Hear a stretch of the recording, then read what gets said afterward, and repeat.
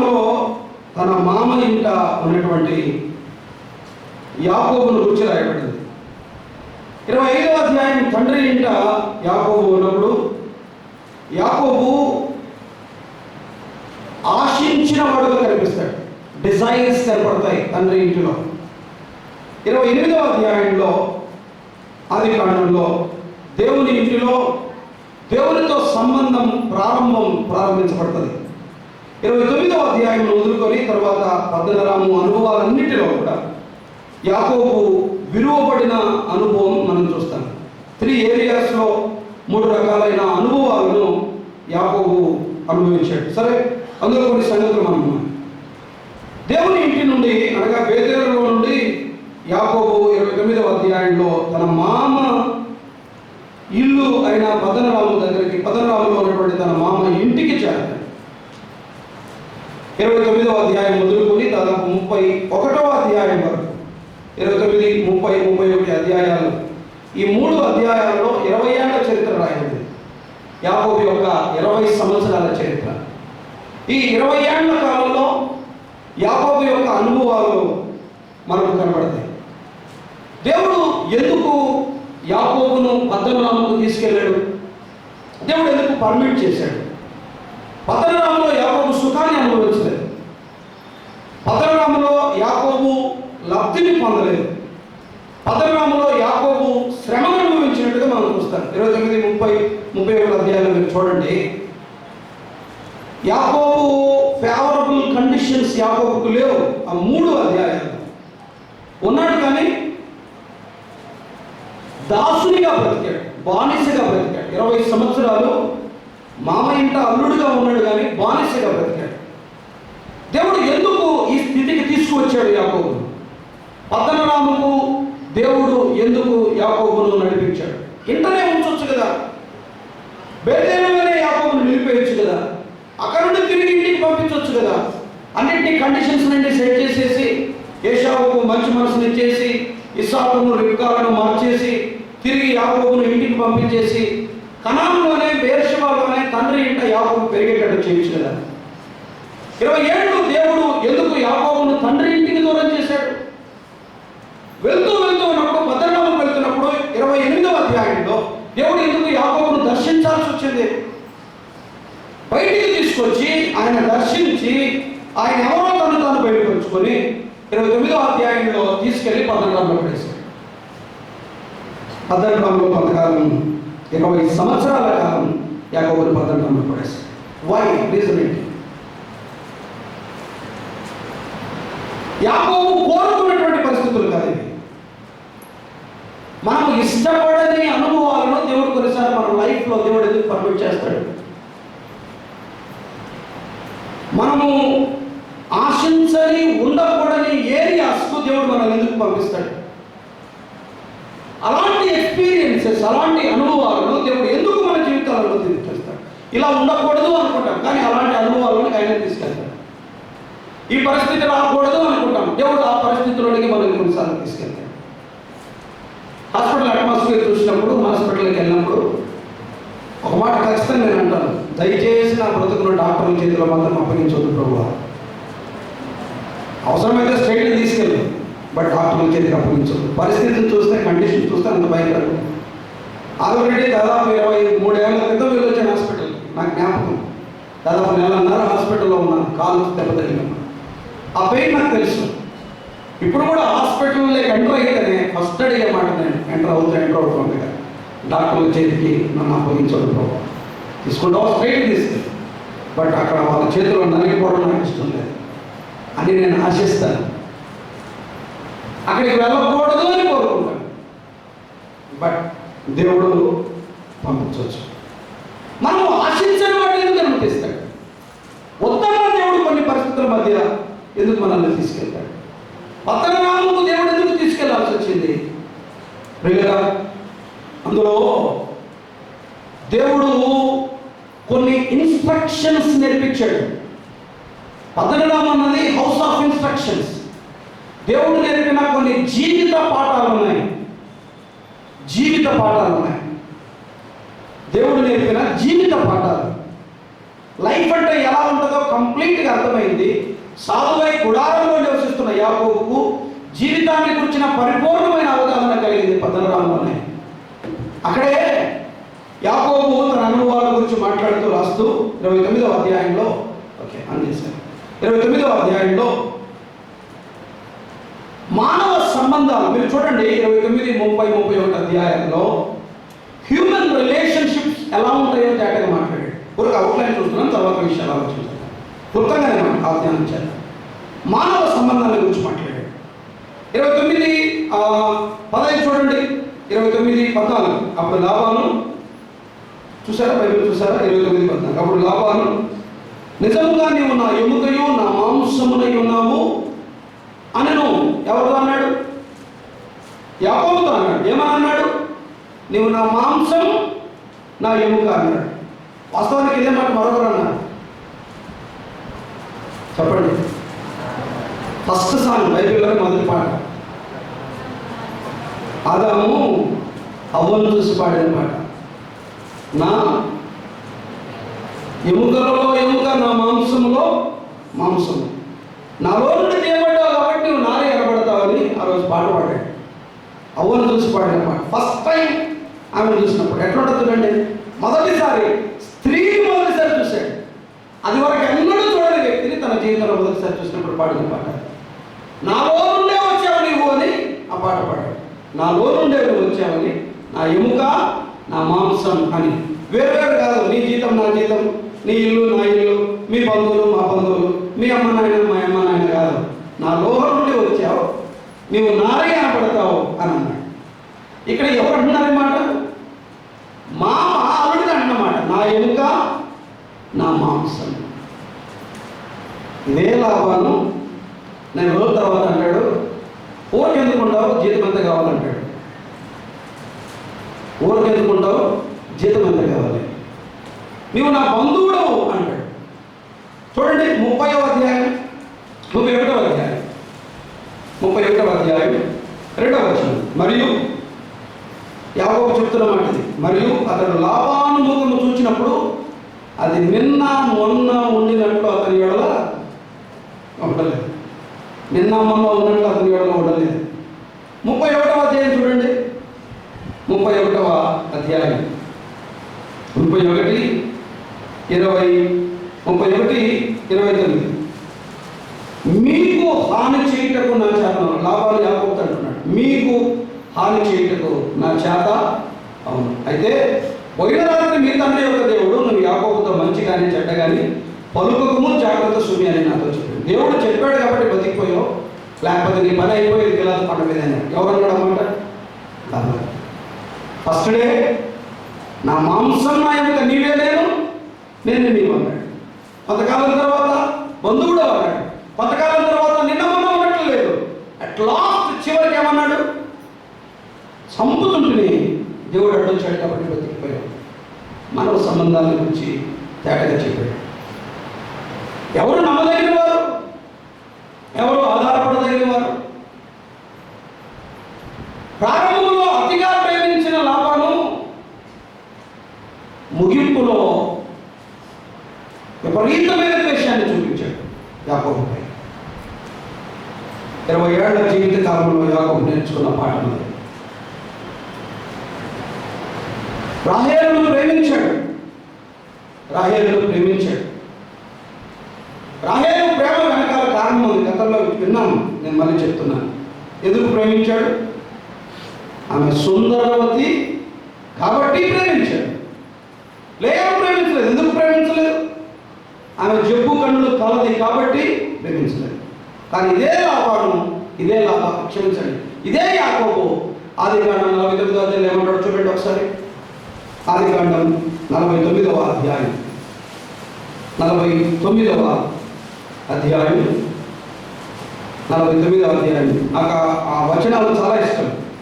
49వ అధ్యాయం యాకోబు చెప్పిన ఆ మాటలు. తరువాత 29వ వచనం 49:29 తరువాత అతడు వారికి ఆజ్ఞాపించుతూ ఇట్లన్నాడు, నేను నా స్వజనుల యొద్దకు చేర్చబడుచున్నాను. హిత్తుడైన ఎఫ్రోను భూమి యందున్న గుహలో నా తనుల యొద్ద నన్ను పాతిపెట్టుడి. ఆ గుహ కనాను దేశమందరి మమ్రే ఎదుర్కొన్న మక్పెలా పొలంలో ఉన్నది. అబ్రహాము దానిని ఆ పొలమును హిత్తీయులకు ఎఫ్రోనులకు శ్మశానం కొరకు స్వాస్థ్యముగా కొనెను. అక్కడ వారు అబ్రహామును అతని భార్య అయిన శారాను పాతిపెట్టి ఒక జంట. అక్కడనే ఇస్సాకును అతని భార్య అయిన రిబ్కాను పాతిపెట్టి రెండవ జంట. అక్కడనే నేను లేయాను పాతిపెట్టి. నన్ను ఎక్కడ పాతిపెట్టండి? లేయా పక్కలో పాతిపెట్టండి. ప్రాణం కంటే ఎక్కువగా ప్రేమించిన రాహేలు జీవిత దినాల్లో ముగింపు దగ్గరికి వచ్చేసరికి లేయా వెళ్ళిపోయిన తర్వాత ప్రేమించాడు. లేయా జీవించి ఉన్నప్పుడు యాకోబు ప్రేమను అనుభవించిందో లేదో తెలియదు. కానీ యాకోబు ప్రేమను అనుభవించడానికి లేయా ఎంత ప్రయాసపడిందో చూస్తాం మనం. పుత్రదాత వృక్షాన్ని ఇచ్చి నా భర్త నా దగ్గర ఉండాలి, అందులో చెడ్డ అర్థం లేదండి, మీరు అర్థం చేసుకోండి. తన భర్త సాన్నిహిత్యం, తన భర్త ప్రేమ తను అనుభవించాలని చాలా ఆశపడ్డది లేయా. యాకోబు అందించలేకపోయాడు జీవిత దినాలు. కానీ మరణించిన తర్వాత చెప్పాడు, ఆనాడు నా భార్య ప్రేమను నేను గుర్తించలేదు, చనిపోయింది, వ్యక్తపరిచే అవకాశం లేదు, కనీసం మరణం దగ్గరైనా నా భార్య ప్రక్కలో నన్ను పాతిపెట్టండి. రాహేలు పక్కన ఎఫ్రాతా మార్గంలో పాతిపెట్టమన్నా, మక్పెలా పొలంలో లేయా పక్కన పాతిపెట్టండి. అబ్రహాము శారా అక్కడే ఉన్నారు, ఇస్సాకు రిబ్కాలు అక్కడే ఉన్నారు. ఎవరైనా చెప్తే ఏమని చెప్పాలి తర్వాత? అబ్రహాము శారా, ఇస్సాకు రిబ్కా, యాకోబు లేయా అంటారు. యాకోబు లేయా నన్ను జంటగా, మా ఇద్దరిని జంటగా, ఆ తరువాత మా పితరులు మా తరువాత చూడాలి, నన్ను అక్కడే పాత పెట్టండి అన్నాడు. మానవ విలువలు, మానవ సంబంధాలు అర్థమైంది అక్కడే. నకిలీ ప్రేమలో అసలు ప్రేమ అర్థం చేసుకున్నది కూడా అక్కడే. వాస్తవ ప్రేమ ఏది, నకిలీ ప్రేమ ఏది, మానవ ప్రేమలు ఎంతవరకు శాశ్వతం, ఈ విషయాలన్నీ దేవుడు నేర్పించిన స్థలం పదవుగా. పిల్లలుగా చాలాసార్లు నకిలీ ప్రేమను వాస్తవ ప్రేమను కొని భ్రమపడుతున్నాం. నిజంగా ప్రేమించే వారిని గుర్తించండి, నిజంగా ప్రేమించే వారిని గుర్తించండి. వారిని మిస్ అవుతున్నాం. లేయాను జీవితకాలం మిస్ అయ్యాడు యాకోబు. లేయాను జీవితకాలం మిస్ అయ్యాడు. తను మీద పడి ప్రేమించింది, యాకోబు పెద్దగా పట్టించుకోలేదు. కానీ తాను అర్థం చేసుకునేసరికి లేదు. వాస్తవ ప్రేమను గుర్తించండి. ప్రేమ, వాస్తవ ప్రేమ అన్నది అందాన్ని ఆధారం చేసుకుని ఉండదు. లేయా జబ్బుగండు గలది, బట్ ప్రేమ గలది. లేయా జబ్బుగండు గలది, కానీ దేవుని దృష్టిలో ఉన్నది. వాస్తవ ప్రేమను గుర్తించండి. నకిలీ ప్రేమ ఏదో, వాస్తవ ప్రేమ ఏదో గుర్తించండి. యాకోబు మానవ సంబంధాల గురించి అక్కడే నేర్చుకున్నాడు. ఊరకలా నేను జ్ఞాపకం చేశాను. వీటన్నిటికంటే మించి యాకోబు పదరాములు నేర్చుకున్న ఒక 3 పాఠాలు మనం ఆలోచన చేసి ప్రార్థన చేద్దాం. నేర్చుకున్న మొదటి పాఠం మానవ సంబంధాలు మాత్రమే కాదు, యాకోబు అక్కడ నేర్చుకున్న మరికొన్ని పాఠాలు నేను జ్ఞాపకం చేసి ప్రార్థన చేస్తాను. చూడండి, 29వ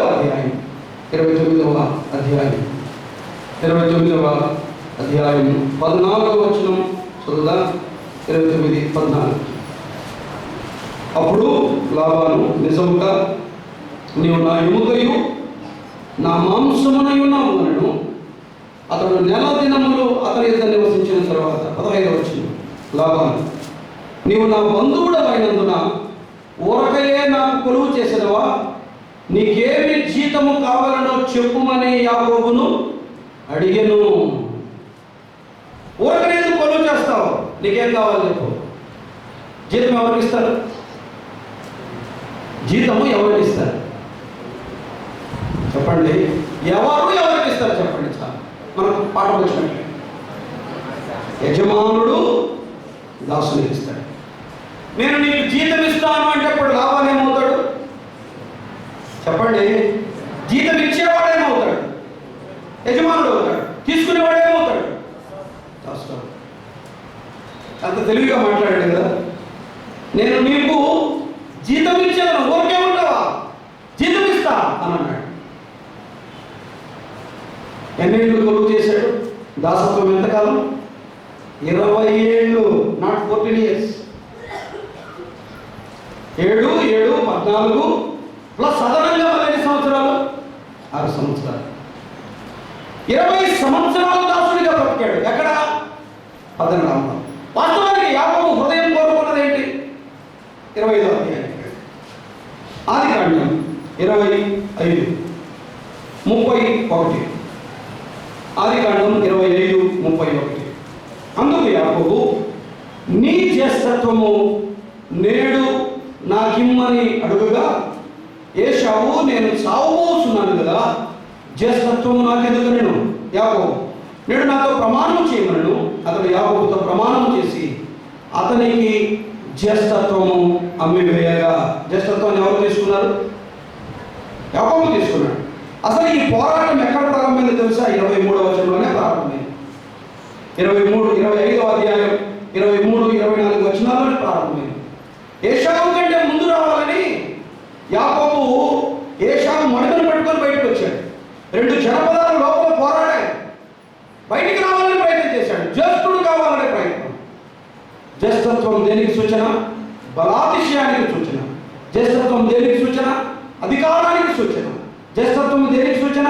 200 ఆశీర్వాదానికి సూచన, ప్రభుత్వానికి సూచన, నాయకత్వానికి సూచన. రాజు తర్వాత రాజు ఎవరు అవ్వాలి?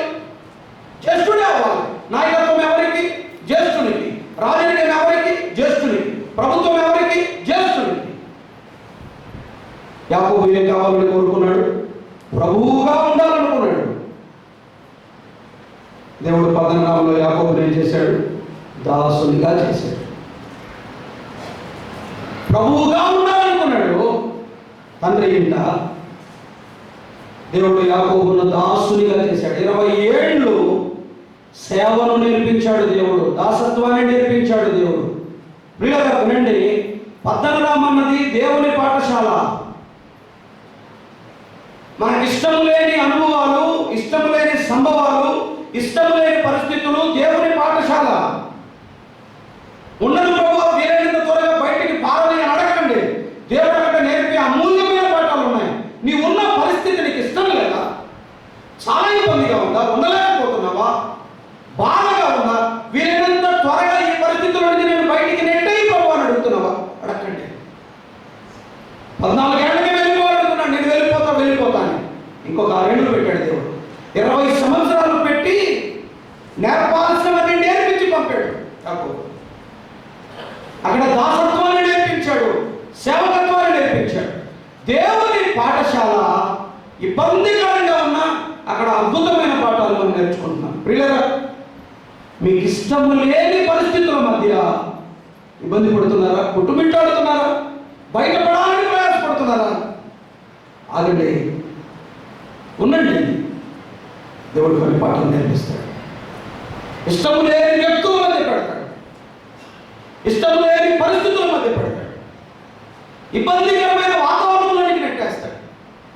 నేను ఇది కాదు కదా ప్రభు కోరుకున్నది, వీరి మధ్య కాదు కదా ప్రభు నేను ఉండాలనుకున్నది, అక్కడే పెడతాడు. దేవుడు అక్కడ కొన్ని పాఠాలు నేర్పిస్తాడు. పద్దనరాములో తీసుకెళ్ళి దాసత్వాన్ని నేర్పించాడు ఆయన. దేవుని పాఠశాలలో దాసత్వం, దీనత్వాన్ని ఆయన నేర్పిస్తాడు. ఈ దాసుడు ఏమైపోయాడో చూడండి. ఈ దాసుడి నోటి నుండి వచ్చిన మాటలు మనం చదువుతాం. ఆదికాండం 32వ అధ్యాయం 32వ అధ్యాయం ఆదికాండం 32వ అధ్యాయం ఆయన అన్న మాటను నేను చదువుతున్నాను. 3-4 వచనాలు. యాకోబు ఎదోము దేశమున అనగా శేయీరు దేశముననున్న తన సహోదరుడైన ఏశావునకు దూతలను తనకు ముందుగా పంపి, మీరు నా ప్రభువు అయిన ఏశావుతో అన్నాడు. మీరు నా ప్రభువు అయిన ఏశావు అన్నాడు. 32:18 చూడండి. 32:18 నీవు ఇవి నీ సేవకుడైన యాకోబువి, ఇది నా ప్రభువు అయిన ఏశావు కొరకు. పద్దనరాములో నుండి బయటకు వచ్చినప్పుడు యాకోబు మాట్లాడిన మాట ఇది. నేను ఎవరిని? సేవకుడు. ఏశావు ఎవరు? ప్రభు. సేవకుడుగా ఉండటానికి ఇష్టపడ్డాడు యాకోబు. పద్దనరాములో నుంచి బయటకు వచ్చింది. దాసునిగా దీనునిగా తగ్గించుకొని జీవించడానికి నేర్చుకున్నాడు యాకోబు. పద్దనరాము నుండి బయటకు వచ్చిన తర్వాత దేవా నాకు నేర్పించు అంటే దేవుడు నేర్పేది దీనత్వాన్ని, దాసత్వాన్ని. ఆయనే చెప్పాడు, నా మాట కాదు. నా ఇద్దరు నేర్చుకోండి, నేను ఎవరిని సాత్వికుడును దీన మనసు. నా ఇద్దరు నేర్చుకోండి, నేను ఎవరిని సాత్వికుడిని దీన మనసు గలవాడిని. నేను సాత్వికుడిని దీన మనసు గలవాడిని. నా ఇద్దరు నేర్చుకోండి. ఆయన దగ్గరికి వస్తే, ఆయన దగ్గరికి వెళ్తే నేర్పించేది అదే.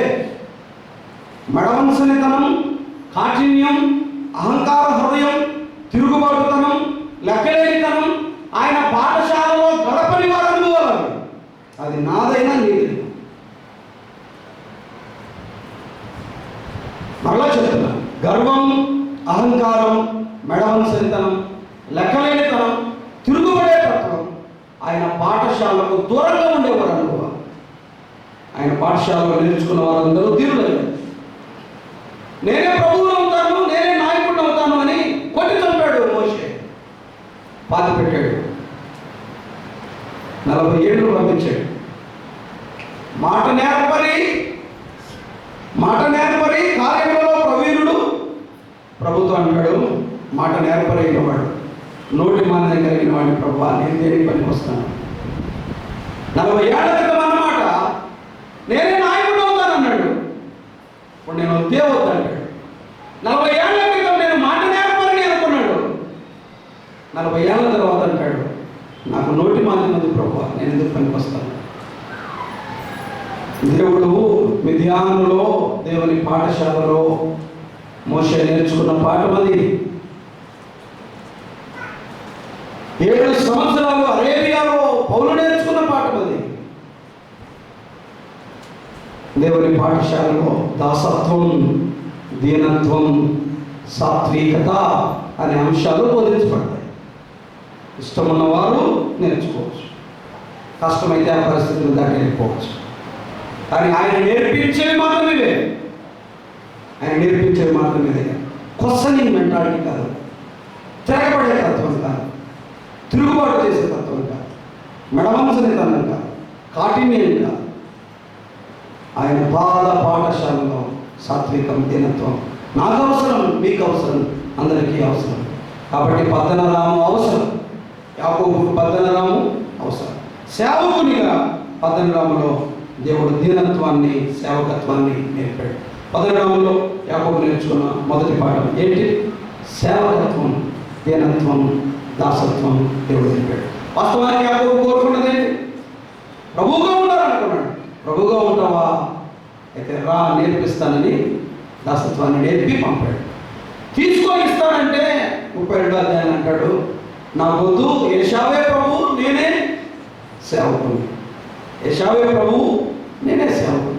ఆ తర్వాత అధ్యాయం మీరు చూడండి, ఎక్కడా కూడా దాన్ని ప్రదర్శించడానికి కానీ అలా జీవించడానికి కానీ యాకోబు ఇష్టపడలేదు. అసలు యాకోబు జీవిత అంతంలోని అధ్యాయాలు చదవాలి. వండర్ఫుల్ క్యారెక్టర్, పైన కనపడతాడు. ఇలాంటి వాడు ఇలా మారిపోయాడంటే, అధికారం కోసం, జ్యేష్ఠత్వం కోసం ప్రార్థన వాడు ఇంత దీవుడైపోయాడంటే ఎవరు నేర్పారు? ఆయన నేర్పాడు. దేవుని పాఠశాల పిల్లలు, దేవుని పాఠశాల పద్దనరాము లాబాను ఇంట్లో దేవుడు సేవకత్వాన్ని నేర్పాడు. రెండవది చూడండి, మరొక మాట మనం చూద్దాం. ఆదికాండం 29వ అధ్యాయం. ఆదికాండం 29వ అధ్యాయం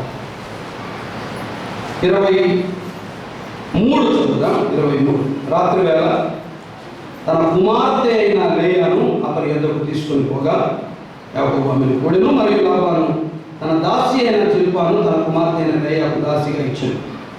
ఉదయం ముందు ఆమెను లేయా అని ఎరిగి అతడు లాబానుతో, నీవు నాకు చేసిన పని ఏమిటి? రాహేలు కోసమే కదా నీకు కొలువు చేసింది, ఎందుకు నన్ను మోసపుచ్చితివి అని. అందుకు లాబాను, పెద్దదాని కంటే ముందుగా చిన్నదానిని ఇచ్చుట మా దేశ మర్యాద కాదు. పెద్దదాని కంటే ముందుగా చిన్నదానిని ఇచ్చుట మా దేశ మర్యాద కాదు. ఈ మాట ఎవరు చెప్తున్నారు? లాబాను చెప్తున్నాడు. ఎవరు చెప్తున్నాడు?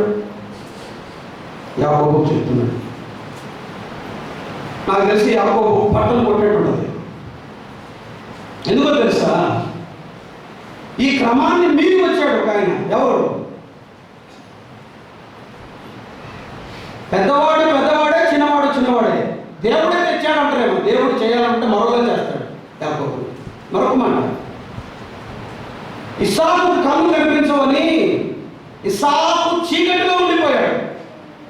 ఇస్సాకు అంధత్వంలో ఉండగా యాకోబు మోసం చేశాడు. యాకోబును కూడా దేవుడు ఎప్పుడు బోల్త కొట్టించాడు? చీకట్లోనే. యాకోబు కళ్ళు ఉన్నాయి కానీ అంధత్వంలో. సేమ్ అదే ఎక్స్పెరిమెంట్, అదే ఎక్స్పీరియన్స్, అదే విషయం. తన తండ్రిని చీకటిలో మోసం చేశాడు. తండ్రికి చీకటి ఉంది, తండ్రికి కనిపించట్లేదని మోసం చేశాడు. యాకోబు కనిపించకుండా లాబాను మోసం చేశాడు. గుర్తుంచుకోండి, మనమే తెలియపోవడం అనుకుంటే చాలా ప్రమాదం. మనల్ని మించిన వాళ్ళు చాలా మంది ఉంటారు, ఎక్కడ ఒక్కలకు దొరికేస్తారు. కాబట్టి నేనే నాకు లేదు, నన్ను ఎవరు పడగొట్టాడు అనుకుంటే చాలా కష్టం. తండ్రి గుడ్డివాడు మోసం చేశాడు. కన్నులున్నా కూడా యాకోబుని దేవుడు గుడ్డివాడిగా చేశాడు. దేవుడు నేర్పే పాఠాలు ఎంత అద్భుతమైనవి. నాకు తెలిసి ఇవన్నీ యాకోబుకు నేర్పింది అంటే తెలిసి నేను ఎలా చెప్తున్నాను కదండి. తండ్రి ఇంట జ్యేష్ఠుడైన వారిని జ్యేష్ఠునిగా ఉండకుండా జ్యేష్ఠత్వాన్ని దొంగిలించి, బైబిలే చెప్తున్నమాట, జ్యేష్ఠత్వాన్ని దొంగిలించడం. నా మాట కాదు, బైబిల్ వాడిన పదమే. జ్యేష్ఠత్వాన్ని దొంగిలించి తన కుయుక్తి ద్వారా జ్యేష్ఠత్వాన్ని తీసుకున్నాడు. దేవుడు ఇవ్వాలనుకుంటే ఏదో ఒక కోణంలో ఇస్తాడు. యాకోబునే జ్యేష్ఠునిగా చేయాలనేది దేవుడి ప్రణాళిక. దేవుడు ఇచ్చేంత వరకు ఆగకుండా ఈయన ప్రయత్నం చేసి జ్యేష్ఠత్వాన్ని తీసుకున్నాడు. క్రమం తప్పాడు. పెద్దవాడు పెద్దవాడే, చిన్నవాడు చిన్నవాడే. లాభాలు చెప్పిన మాట ఏంటి? మా దేశంలో మేము క్రమం తప్పం. ఉన్నది ఎక్కడ? పదనుడ. భక్తి కలిగిన దేశం కాదు. దేవతలను ఆరాధించే స్థలం అది. గృహదేవత ప్రతిమలు ఉన్నాయి లాభాన్ని ఇంట. వీరెవరు? జీవము గల దేవుణ్ణి సేవిస్తున్నామని చెప్పుకునేవారు. అబ్రహాము మనుమడు, విశ్వాసులకు తండ్రి అయిన అబ్రహాము మనుమడు, విధేయుడైన ఇస్సాకు యొక్క కుమారుడు, జీవము గల దేవుని సేవించే ఒక ఇంటిలో పెంచబడిన వాడు క్రమము తప్పాడు. దేవుని కుమారుడు అనబడిన వాడు క్రమము తప్పాడు. అన్యుడైన వాడు నేను క్రమాన్ని మీరను అంటున్నాడు. పాఠం కదా. అన్యులమైన మేము క్రమము తప్పం, మరి మీరు అదే అన్నాడు. ఆ మాట యాకోబుకి ఆ మాటతోనే మౌనం ఉండిపోయాడు. నువ్వు క్రమము తప్పావు, మేము క్రమము తప్పం. జీవము గల దేవుని సేవిస్తున్న మనమే క్రమము తప్పితే అన్యులు మేము క్రమము తప్పమన్నాడు. అది నాన్న లాభాలు. మేము అలా చెయ్యం. పెద్దది ముందు, పెద్దదే వెళ్ళిపోవాలి ముందు. ఇది మా క్రమం, ఇది మా దేశ మర్యాద, మేము దానికి కట్టుబడి ఉంటాం. యాకోబు దానికి కట్టుబడి ఉండలేకపోయాడు. కనండి, ఏ క్రమాన్ని మీరాడో తండ్రి ఇంట, అదే క్రమాన్ని నేర్పాడు మా అమ్మ ఇంట. ముందు ఎవరిని చేసుకున్నాడు? నేనే చేసుకున్నాడు. దిస్ ఈజ్ మై వే అంటాడు ఆయన. ఇది నా విధానం. క్రమము తప్పితే పద్దనామము తీసుకెళ్ళి ఆయన ఏం నేర్పిస్తాడు? క్రమాన్ని నేర్పిస్తాడు. ఇది నా క్రమం, ఇలా ఉండాలి. 20 ఏళ్ళు పెట్టి క్రమము నేర్పించి తిరిగి పంపివేశాడు. క్రమమును నేర్పి పంపాడు. పిల్లరా, కొన్నిసార్లు మన బౌండరీస్ దాటుతాము, మన హద్దులను, మన గీతలను దాటుతాం. కొన్నిసార్లు మన మేరను దాటి ప్రవర్తిస్తాం. కొన్నిసార్లు ఎప్పుడైతే గీత దాటుతామో అప్పుడు 18 తీసుకెళ్ళి అదే క్రమాన్ని నేర్పించి తిరిగి పంపిస్తాడు. దేవుని క్రమాన్ని, దైవ క్రమాన్ని మీరకూడదు పిల్లలు. ఒక మాట నాకు ఉదయకాలం వినపడింది. స్థానిక సంఘంలో రక్షణ పొంది బాప్తిస్మం తీసుకొని సహవాసంలో చాలా కాలంగా ఉంటూ నియామ కూడికల్లో పాల్గొంటూ ఖాళీ ఉన్నానని మరితర సంఘాల్లో నియామ కూడికల్లో పాల్గొనడం ఎంతవరకు సమంజసం? 10 మంది వెళ్తున్నారు అని తెలిసింది, ఉన్నారేమో కూడా రక్షించబడ్డారు, బాప్తిసం తీసుకున్నారు, నియామ కూడికలకు వస్తున్నారు, ఎంత పోయిందని మళ్ళీ ఇతర స్థలాలకు వెళ్ళి కూర్చొని నేర్చుకొని ప్రయోజనం ఏంటి? వాళ్ళని మభ్యపెట్టడం, ఓహో వీళ్ళు మా వాళ్ళు వాళ్ళు అనుకోవడం. ఉన్నారు కొంతమంది డబ్బులు కొనే వాళ్ళు ఉన్నారు, నాకు తెలుసు బాగా. 18 ఏళ్ల క్రితం మాకు ఎక్స్పీరియన్స్ చెప్తాను. అప్పుడు నేను ఇంకా కాదు ఊరుకోసం. నాకు ఒక వ్యక్తి పరిచయం అయ్యాడు, ప్రభు దగ్గరికి నడిపించాడు. దేవుడే ఒక వ్యక్తి ద్వారా దేవుడు ప్రభు దగ్గరికి నడిపించాడు, వచ్చాడు. చాలా ఏళ్ళు మనతో సహవాసం చేశాడు. మనం వెళ్ళాము, కూడికలు కూడా జరిగించి వచ్చాము. ఎవరో హఠాత్తుగా మరో చోట కనపడ్డాడు. ఏందన్నా ఇక్కడ అంటే, అమ్ముడు పోతుంది సార్ అన్నాడు. నిజానికి ఇదేమంటాను, అమ్ముడు పోతుంది సార్. ఎంతకి? 20,000 ఇచ్చి సార్ కొనుక్కొని సార్ అన్నాను. నిజం చెప్తున్నాను, ఎక్కడ నిలబడి బైబిల్ ముందు నిలబడి 20,000 ఇచ్చే సార్ అమ్ముడు పోతుంది అన్నాడు. ఇప్పటికి ఉన్నాడు ఆయన, ఇక్కడ లేడు, బొంబాయిలో ఉన్నాడు. 20,000 కొనుక్కున్నాడు సభ్యుల్లో. ఆయన ఏదో చేశారని, ఏదో ఇచ్చారని మీరు వెళ్ళి అక్కడ గడపడం న్యాయం కాదు పిల్లల. స్వార్థ చెప్పి సంఘంలోకి చేర్చుకోవడం వేరు, డబ్బులు ఇచ్చి సహాయాలు చేసి సంఘంలోకి చేర్చుకునేది కాదు.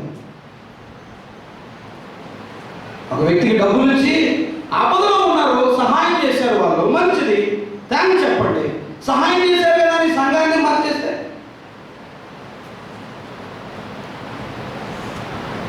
ఆలోచన చేయండి. అది క్రమం కాదు. ప్రత్యేక కూడికలు ఉంటే వెళ్ళండి, మంచిది. కానీ ఇక్కడ ఒక కాలు అక్కడ ఒక కాలు ఏంటిది? మన సంఖ్య తక్కువే కాదు. ప్రభు అర్థంలో చేస్తున్నాడు, చర్చ వారిని చేరుస్తున్నాడు, నిలిపి వారిని నిలుపుతున్నాడు. సంఖ్య తక్కువే కాదు. ఖచ్చితత్వం అవసరం, క్రమం అవసరం. ఒక దాని మీద, ఒక సత్యం మీద నిలబడండి. మరొక మాట, క్రమము అంటున్నాను కాబట్టి చెప్తున్నాను. మన పితరుల కాలం నుండి మానవ క్రమం కాదు ఇది, మనుషుల ఉపదేశ క్రమము కూడా కాదు ఇది. ఇది దేవుని క్రమం, లేఖన క్రమం. ఆ క్రమంలో మనం పెంచబడుతున్నాం. కొంచెం నిరాసక్తంగా అనిపించవచ్చు, ఉజ్జీవం పాటల్లో వాటిలో మీకు కనిపించకపోవచ్చు, ఆకర్షణీయత లేకపోవచ్చు. కానీ ఈ వాక్య క్రమం మనకు లభించిన దాన్ని బట్టే మనం క్రమంగా నడుచుకోవాలి. ఇంతవరకు మనకు ఏమి లభించిందో దాన్ని బట్టే మనం క్రమంగా నడుచుకోవాలి. క్రమాన్ని మీరితే, మేరను దాటితే ప్రియులారా, మీరు గర్వం అనుకోండి, అతిశయం అనుకోండి, అహంకారం అనుకోండి, మీరు నాకు ఏ పేరు పెట్టినా నాకు బాగలేదు. ఒక మాట మాత్రం చెప్తాను, వాక్య నియమాల దగ్గర, వాక్య క్రమం దగ్గర అన్న ఈ విషయంలో మనం ఉంటున్నాం. సిద్ధాంత విషయంలో వ్యక్తుల లోపం చూపించకండి. వాక్య నెరవేర్పు విషయంలో ఈ క్రమంలో మనకు పొరపాటు ఉంది. ఇది ఇలా ఉంది, ఇది ఇలా ఉంది. బయట వారు కూడా ఎవరు చెప్పట్లేదు. వ్యక్తులలో లోపాలు కనపడతాయి, కుటుంబంలో వ్యక్తుల లోపాలు కనపడతాయి. వాటి గురించి ప్రస్తావించకండి. వాక్య నెరవేర్పు విషయంలో కొత్త నిబంధన సంఘం ఏ ప్రమాణాలతో కట్టబడాలనో, ఏ లేఖనం ప్రకారం నిర్మించబడాలనో, ఆ లేఖనానికి విరుద్ధంగా మనుషులు అతను చెప్పాడు, ఆమె చెప్పింది కాదు, బైబిల్ చెప్పాడా, బైబిల్ చెప్పిందా అన్నది చూడండి. క్రమాన్ని మేరకండి, దైవ క్రమాన్ని మేరకండి. దేవుడు మనకు నియమించిన క్రమం ఇది. లేఖనం కొత్త నిబంధన సంఘం ఇది అని చెప్పాడు దేవుడు. అలాగే ఉండాలి. ఇంట్రెస్ట్ కాకపోవచ్చు, జీవం కనిపించకపోవచ్చు, నిరాసక్తంగా అనిపించవచ్చు, but this is pattern, Bible pattern, not brethren pattern. కొంతమంది ఈ క్రమంలో ఉన్నవారిని కూడా పక్కకు తీసుకెళ్తున్నారు. మీకు మొక్కి చెప్తాను, దయచేసి నమ్మకంగా ప్రశాంతంగా ఉన్న వారిని, క్రమంలో పెరుగుతున్న వారిని పెరగనివ్వండి. మీరు ఎందుకు పిలుస్తారు మళ్ళీ మీ చేతులు క్రమంలో ఉన్న వారిని పక్కకు తీసుకెళ్ళండి. వాక్యక్రమాన్ని మీరే కాలం పట్టుకొని అడగండి. వాక్యానికి భిన్నంగా మీరు బోధిస్తున్నారు, వాక్యక్రమానికి భిన్నంగా సంఘంలో పొలాన్ని జరుగుతుంది, స్త్రీలు మాట్లాడుతున్నారు, ఉపదేశాలు చేస్తూ ఉన్నారు, చెప్పండి.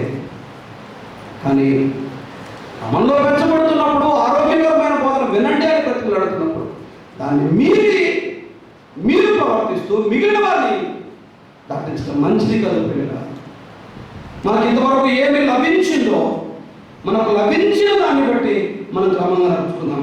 మన పితరులు మనకేం అప్పగించారు, మన పితరులు మన చేతిలో ఏమి పెట్టారు చూడండి ఒకసారి. ఫిలిప్పీలకు రాసిన పత్రిక 3వ అధ్యాయం 16వ వచనం. ఫిలిప్పీలకు రాసిన పత్రిక 3వ అధ్యాయం 16వ వచనం. ఫిలిప్పీలకు రాసిన పత్రిక 3:16. అయినను ఇప్పటి వరకు మనకు లభించిన దానిని బట్టి క్రమముగా నడుచుకున్నాం. మనకేమి దేవుడు ఇచ్చాడో, మనకేమి లభించాడో దాన్ని బట్టి క్రమంగా నడుచుకున్నాం. ఇంతవరకు మనకు లభించిన దాన్ని బట్టి క్రమముగా నడుచుకున్నాం. ఇప్పటి వరకు దేవుడు మనకు ఏదైతే ఇచ్చాడో, వేటి బయలుపరిచాడు, క్రమంగా నడుచుకున్నాం. మొన్న నేను ఎందుకు ఇప్పుడు సందర్భంలో చెప్తున్నాను ఈ మాటలు అంటే, జిడియం మొత్తం ఉభయ గోదావరి జిల్లాలలో ఉన్నటువంటి యంగ్స్టర్స్ అందరినీ గ్యాదర్ చేసి మీటింగ్ పెట్టారు. 3 days మీటింగ్స్. అవే కాన్సెప్ట్ ఏంటో తెలుసా, థీమ్ ఏంటో తెలుసా? మొత్తం ఈస్ట్ వెస్ట్ కదా, విపరీతమైన మినిస్ట్రీస్ ఉన్నాయి కదా, పిల్లలు బయటికి వెళ్ళిపోతూ ఉన్నారు, కెరిస్మాటిక్ మూమెంట్ వైపు ఆకర్షితులు అవుతూ ఉన్నారు, భాషలు అంటున్నారు, ఏవేవో తీసుకొస్తున్నారు. మన వాళ్ళను మన గ్రామంలో నిలపాలి అని 3 days కన్వెన్షన్ కండక్ట్ చేశారు. మన యువత బయటికి వెళ్ళకూడదు. అక్కడ చాలామంది మాట్లాడారు, చాలామంది బోధకులు మాట్లాడారు క్రమాన్ని గురించి. మనం కూడా మాట్లాడడానికి ప్రభు చెప్పాడు. పిల్లలు సత్యం నేర్చుకుంటున్నాం, సత్యంలో నిలబడుతున్నాం. నేను వాక్య క్రమాన్ని గురించి మాట్లాడుతున్నాను. జీవితంలో కూడా క్రమము మీరినప్పుడు ఆయన మనల్ని క్రమపరచడానికి ఎక్కడ తీసుకెళ్తాడు? పద్దనరాము తీసుకెళ్తాడు.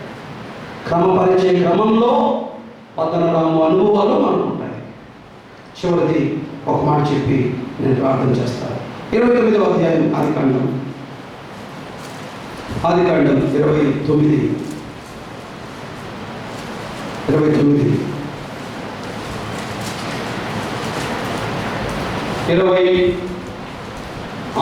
చూద్దాం.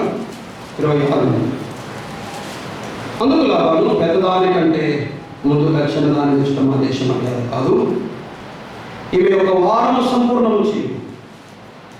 నీవు ఇక 7 సంవత్సరంలో నా కొలువు చేసి ఎడల అందుకై ఆమెను కూడా నీకు ఇచ్చేదని చెప్పగా, యాకోబు అలాగూ చేసి ఆమె వారం సంపూర్తి అయిన తర్వాత అతడు తన కుమార్తె అయిన రాహేలును అతనికి భార్యగా ఇచ్చెను. ఎవరు ఇచ్చారు? ఇచ్చింది ఎవరు? భార్యగా లాబాను. లేయా ఇచ్చింది ఎవరు? లాబానేనా? కాదంటాను నేను. లేయా ఇచ్చింది ఎవరు? దేవుడే. లేయాను దేవుడిచ్చాడు, రాహేలును యాకోబు తెచ్చుకున్నాడు, రాహేలును లాబాను ఇచ్చాడు. ఎందుకు అలా అంటారని మీరు సింపుల్. యేసుక్రీస్తు వంశావళిలో వ్రాయబడిన పేరు రాహేలుదా లేయా? చెప్పండి. లేయా. యూదా ఎవరి గర్భంలో నుంచి వచ్చాడు? లేయా గర్భంలో నుండి, రాహేలు గర్భంలో నుండి? లేయా గర్భంలో. ఆ యూదా గర్భంలో నుండి ఎవరు వచ్చారు? యేసుక్రీస్తు ప్రభు వచ్చాడు. దేవుడు తన కుమారుణ్ణి లోకంలోనికి తీసుకురావాలి అనుకున్నది ఎవరి గర్భం ద్వారా? లేయా గర్భం. ఇప్పుడు లేయా దేవుని సంకల్పంలో ఉంది. యాకోబు కూడా ఉన్నాడు, నిజమే. కానీ లేయాను కనుక వివాహం చేసుకుని ఉండకపోయింటే అదొక పెద్ద క్వశ్చన్ మార్క్. నన్ను ఆలోచన చేసింది. దేవుని నడిపింపు, గాడ్స్ గైడెన్స్, దేవుని నడిపింపు, దేవుని నియామకం అన్నది యాకోబు కొరకు లేయా. అంతే. రాహేలు ఈయన తెలుసుకున్నాడు, రాహేలును ఈయన సంపాదించుకున్నాడు, లాభాన్ని ఇచ్చాడు. కానీ లేయాని ఇచ్చింది దేవుడు. పద్దనరాములో తాను కోరుకుంటే జస్ట్ జ్యేష్ఠత్వాన్ని దక్కించుకున్నాడు మోసం ద్వారా. వద్దన్నా ఇచ్చాడు పదంలో ఎవరిని? లేయా. కానీ ఆ లేయానే ఎవరు తీసుకొచ్చింది? ఆశీర్వాదాన్ని తెచ్చింది, అధికారాన్ని తెచ్చింది. యేసుక్రీస్తును కూడా ఆమె గర్భంలో నుండి తీసుకొచ్చాడు. నాకు వద్దు ప్రభువా, లేయా వద్దు, నాకు లేయా వద్దు, లేయా వద్దు అని మొత్తుకున్నాడు ఆయన. అని దేవుడు ఎవరిని ఇచ్చాడు? లేయని ఇచ్చాడు. తండ్రి ఇంట్లో ఉన్నప్పుడు తను ఏమి కావాలో దాన్ని కోరుకున్నాడు. పద్దెనాలకు వచ్చినప్పుడు తను వద్దు అనుకున్నది కూడా దేవుడు ఇచ్చాడు. కావాలి కాదు, నాకు ఇది వద్దు అంటే దేవుడు దాన్ని ఇచ్చి పంపించాడు. దేవుని సంకల్పం లేయా పట్లే. తన కుమారుణ్ణి లోకం నుండి తీసుకురావాలనుకున్నది యాకోబు లేయాల ద్వారా తప్ప యాకోబు రాహేల ద్వారా కాదు. దేవుని నడిపింపు నేర్పిస్తాడు. మన ఇష్టాలు కాదు. పతనరాములో దేవుని నడిపింపు ఉంటుంది, దేవుని చిత్తం ఉంటుంది, దేవుని ప్రణాళిక ఉంటుంది. తండ్రి ఇంట మన ఇష్టాలు, ఇది నాకు ఇష్టం ఇది తెచ్చుకుంటాను, ఇది నాకు ఇష్టం ఇది తెచ్చుకుంటాను, ఇది నాకు ఇష్టం నేను దీన్ని తెచ్చుకుంటాను, ఇది నాకు ఇష్టం నేను ఇలా చేస్తాను, ఇది నాకు ఇష్టం నేను ఇలా చేస్తాను. పద్దెనాలను తీసుకెళ్ళి ఆయన ఇష్టమైన ఇచ్చి పంపిస్తాడు. సచ్చినట్టు ఎప్పుడు తెచ్చుకుంటాను, అవునా ప్రభువా తీసుకెళ్ళిపోతాను. వద్దన్నా కూడా పద్దెనాలను తీసుకెళ్ళి ఇష్టం లేని దాని చేతిలో పెట్టి పంపిస్తాడు. విషయం ఏంటంటే ఆశీర్వాదాలు ఉండేది దాంట్లోనే, దేవుని నియామకం ఉండేది దాంట్లోనే, దేవుని ప్రణాళిక ఉండేది దాంట్లోనే. చార్ల్స్ వెస్లీ గొప్ప ప్రసంగికుడు కావాలనుకున్నాడట. చార్ల్స్ వెస్లీని చేయలేదు ఆయన, జాన్ వెస్లీని చేశాడు. చార్ల్స్ వెస్లీని సింగర్గా చేశాడు. నాకు ఇష్టం లేదు. నువ్వు సింగరే. ప్రపంచ ప్రఖ్యాతిగాంచిన కీర్తనలు రచించాడు చార్ల్స్ వెస్లీ. ఇద్దరు ప్రసంగికులు కావాలనుకున్నారట. జాన్ వెస్లీని దేవుడు గొప్ప వక్తగా చేశాడు, ప్రసంగికుడిగా చేశాడు. చార్ల్స్ వెస్లీని మాత్రం గాయకుడిగానే పెట్టాడు. అనేక హృదయాలను కదిలించినటువంటి గొప్ప కీర్తనలు రచించాడు చార్ల్స్ వెస్లీ. ఒకవేళ నేను వక్తగా ఉండాలనుకుంటే అన్ని అమూల్యమైన కీర్తనలు వచ్చేవి కావు. పిల్లరా, ఆయన నడిపింపారు, మన ఇష్టాలు కాదు. పద్దెనాలలో ఆయన ఇష్టాలు, ఆయన చిత్తాలు నెరవేరుతాయి. నా కొత్త బ్రహ్మ పద్దెనామం అనకండి, అక్కడ 3 ఉన్నాయి. అక్కడ దేవుని పాఠశాలలో గొప్ప లక్షణాన్ని నేర్చుకుంటాం. 2 అక్కడ ఏమి నేర్చుకుంటాం? క్రమం మీరిన మన జీవితాలకు క్రమాన్ని ఆయన నేర్పిస్తాడు. అక్కడ ఏమి నేర్చుకుంటాం? దేవుని చిత్తాన్ని కాదని ప్రవర్తిస్తున్న మనకు ఆయన చిత్తం ఏంటో నేర్పించి మన చేతులు పెట్టి పంపించేస్తాడు, మనకి ఇష్టం లేకపోయినా. కానీ దీవెనలు ఆశీర్వాదాలు ఉండేది దాంట్లో. పిల్లరా, మీకు అనుభవం ఇష్టం లేకపోయినా అక్కడ ఉండండి, అక్కడ ఉన్నాయి, ఏవో ఉన్నాయి, వాటిని అనుభవిద్దాం, వాటిని తీసుకొచ్చుకున్నాం. అందులో దీవెన ఉంది, ఆశీర్వాదం. అలా జీవించడానికి ప్రభువే చూపుతున్నాం. ప్రార్థించండి. దైవ ప్రభువా మీకు ఈ మాటలు దీవించండి, హృదయాల్లో మేలు కలిగించి. బలహీనులుగా ఉన్న మా ప్రియులను జ్ఞాపకం చేసుకోండి. మీరేమంటండి? సహోదరి లక్ష్మిని కనికరించండి, రామాన్ని సహాయం చేయండి. ప్రభువా, బలహీనతలో ఎందరూ ఉన్నారో వారందరినీ జ్ఞాపకం చేసుకోండి, వారి అవసరాలను తీర్చండి. ప్రభువా, మీరేమంటే బాగు చేయమని, సంపూర్ణ స్వస్థతను అనుగ్రహించమని, చదివి వెళ్ళిపోతుండగా ఈ మధ్యాహ్న కాలం దేవుని ఆశీర్వాదాలు మాకు దయచేయమని క్రీస్తు యేసు పేరిట స్తుతించి ప్రార్థిస్తున్నాం మా పరమ తండ్రి. ఆమె తర్వాత ప్రకటన వస్తుంది. పోయినసారి సండే స్కూల్ రేట్ 1921 తెలుసు కదా. 19, 20, 21 తారీఖుల్లో Sunday school rate. DSC exam 9, 10, 11 తారీఖులో జరుగుతుంది. నిన్నటి దినాన్ని ఎస్సీ ఎగ్జామ్ రాశారు. రాసిన ఎగ్జామ్లో మంచి ఫలితాలు వచ్చేటట్టు. అదేవిధంగా ఈరోజు రేపు కూడా డిఎస్సి ఎగ్జామ్ జరుగుతుంది. దాని కొరకై కూడా ప్రార్థన చేయమని ఇందులో ఉన్న విషయాలు దయచేసి వీటన్నిటి కొరకై ప్రార్థన చేయాల్సిందిగా ప్రేమతో మనం చేస్తున్నాం. మళ్ళా చెప్తున్నాం, ఎంఐఎస్ కరస్పాండెన్స్ కోడ్కి సంబంధించిన అప్లికేషన్ బుక్కి కావలసిన వారు ఈ అప్లికేషన్స్ మీరు తీసుకెళ్ళండి, ఫోటో అతికించి ఫిలప్ చేసుకొని తిరిగి తీసి అందరికీ